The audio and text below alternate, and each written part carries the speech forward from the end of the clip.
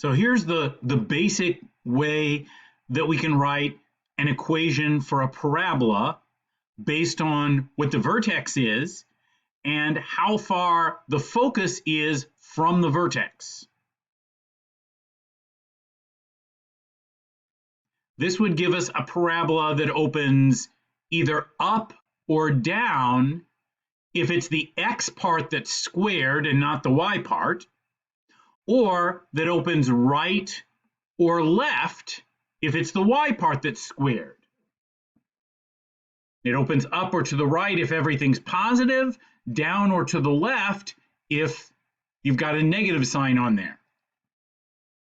And in any case, the p here represents the distance between the vertex and the focus in the direction that the parabola opens. And if we went in the opposite direction, you would get to the directrix. So let's work through some examples. Find the vertex, focus, and directrix of x minus 3 squared equals 6 times y plus 1, and sketch the graph. So what is the vertex? I recognize this is the kind of equation that gives me a parabola. It's the x part that's squared, not the y part. So this is the kind of parabola that opens upward. The vertex is at the point 3, negative 1.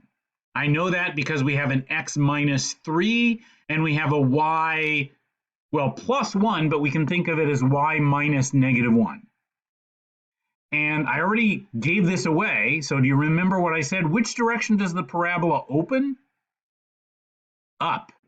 I know that because it's the x part that's squared, not the y part, and this coefficient is positive. That's how I know it opens up instead of down. What is p, the distance from the vertex to the focus? This number out in front of the non-squared part should represent 4p. So if 4p equals 6, then dividing both sides by 4 gives you p equals 6 over 4, which is 3 over 2, or 1.5. So the focus is 1.5 units away from the vertex. So here's the vertex at 3, negative 1. And we said the parabola opens upward from there. So if you start at 3, negative 1 and go up 1.5 spaces, that means we're adding 1.5 to the y coordinate, we get to the focus, which is here at the point 3, 0.5. Now, if we started at the vertex and went the other direction, down 1.5 spaces, we would get to the directrix. At the vertex, y is negative 1. If we subtract 1.5 from that, we go down to where y is negative 2.5. So the directrix is this line here, y equals negative 2.5. And the parabola itself looks like this. When I ask you to sketch a parabola, the main things I care about most are, did you get the vertex in the right place? Is it opening in the correct direction, in this case up? And does it look like a parabola? That's the main thing. Next example, write an equation for the parabola with focus 2, 2 and directrix x equals 4. So I've got those showing here in green. The point 2, 2 is the focus. The line x equals 4, which would be vertical, is the directrix. Where does that put the vertex? Remember, the vertex, since it is a point on the parabola, it's going to be halfway between the focus and the directrix. So here, halfway between 2, 2, where x is 2 and y is 2, and the line where x is 4, we'd have this point here where x is 3 and y is 2.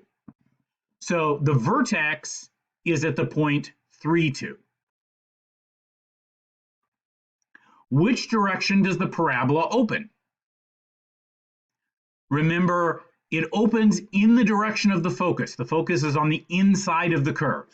So here that means that it's going to be opening towards the left. And what is P? The distance from the vertex to the focus. Can you see how far apart they are? Yeah, they're 1 unit apart. So P would equal 1. And now we can just fill everything into the equation. Since we are dealing with a parabola that opens to the left, horizontally, it's the y part that's squared. Y minus k squared equals 4px minus h. So we're putting 3 in for h, the x coordinate of the vertex, and 2 in for k, the y coordinate. So we always put the x coordinate with the x and the y coordinate with the y in the equation. And we said p was 1, so 4p would just be 4. It's opening left. The negative is because we're opening to the left instead of the right. So we got y minus 2 squared equals negative 4 times x minus 3.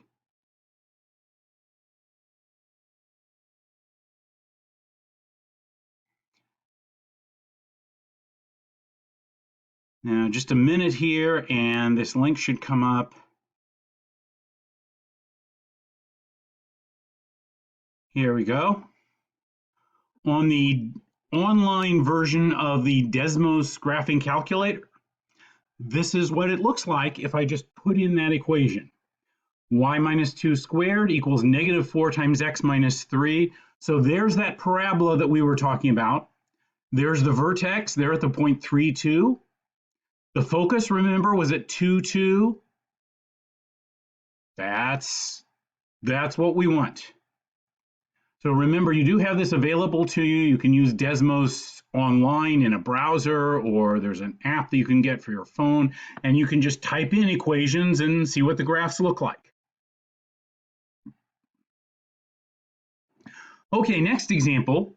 Find the vertex of x squared plus 6x plus 2y equals 1 and sketch the graph.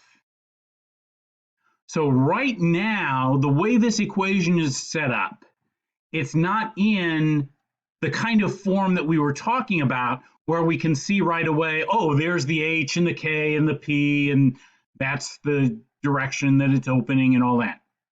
So let's see if we can get from x squared plus 6x plus 2y equals 1 to something that looks like one of these, so that we can see what numbers we're working with for h and k and p. Okay, so the way we do that is completing the square. So here's what I'm going to do. I'm going to leave the x squared plus 6x on one side. And I'm going to get rid of the plus 2y by subtracting that on both sides. So we get x squared plus 6x equals negative 2y plus 1. Now remember the trick to completing the square. When you've got x squared plus a number times x, you need to add in plus the number that you get if you take half of this coefficient squared.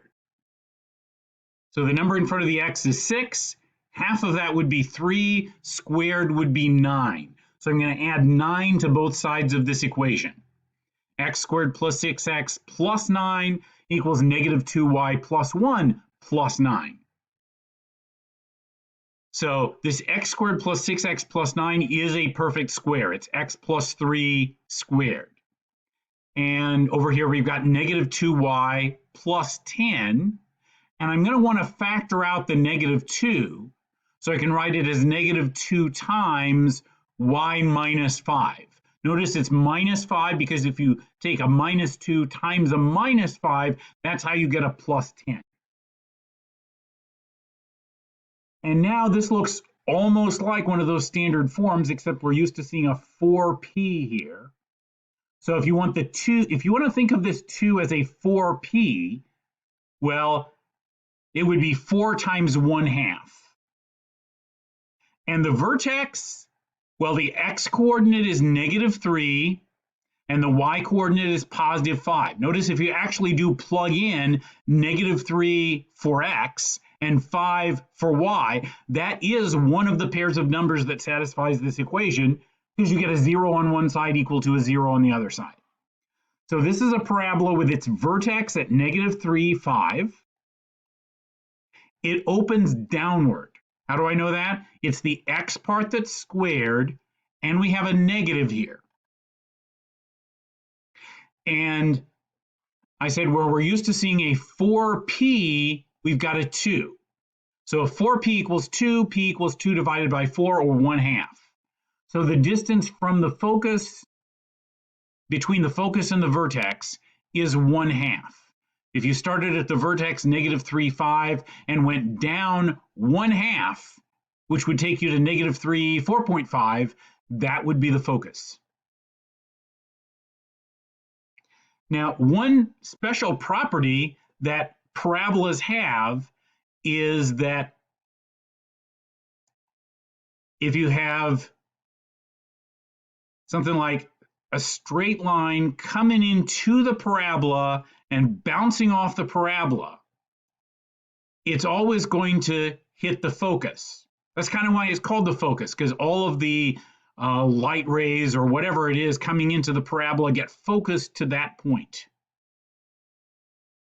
So that's why things like satellite antennas are parabolic in shape, because when you got stuff coming in all directions, it can bounce off the different parts of the parabola and all get focused to this one point.